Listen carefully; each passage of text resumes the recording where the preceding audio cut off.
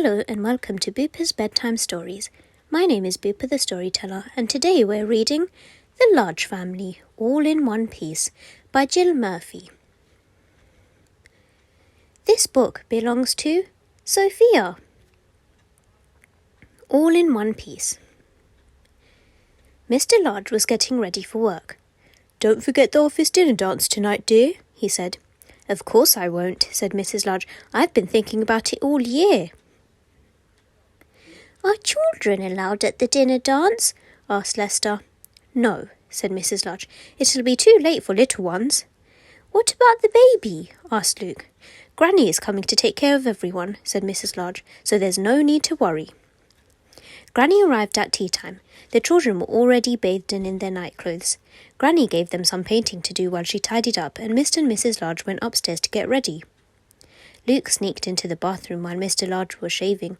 "Will I have to shave when I grow up?" he asked, patting foam onto his trunk. "Go away," said Mr. Large. "I don't want you ruining my best trousers." The baby crept into the bedroom where Mrs. Large was putting on her makeup. Mrs. Large didn't notice until it was too late. "Look," said the baby. "Pretty." "Don't move," said Mrs. Large. "Don't touch anything." Outside on the landing, things were even worse. Laura was clopping about in her mother's best shoes and beads, and Lester and Luke were seeing how many toys they could cram into her new tights. "Downstairs at once," bellowed Mrs. Large. "Can't I have just one night in the whole year to myself? One night when I am not covered in jam and poster paint. One night when I can put on my new dress and walk through the front door all in one piece."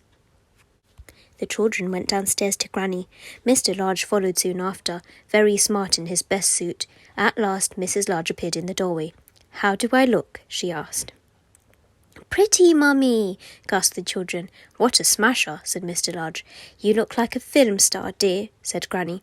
"Hands off," said Mrs. Large to the paint-smeared children. Mr. and Mrs. Large got ready to leave. "Goodbye, everyone," they said. "Be good now." The baby began to cry. "Just go," said Granny, picking her up. "She'll stop as soon as you've left. Have a lovely time." "We've escaped," said Mr. Large with a smile, closing the front door behind them. "All in one piece," said Mrs. Large, "and not a smear of paint between us." "Actually," said Mr. Large gallantly, "you'd look wonderful to me even if you were covered in paint." Which was perfectly true, and just as well, really. The end.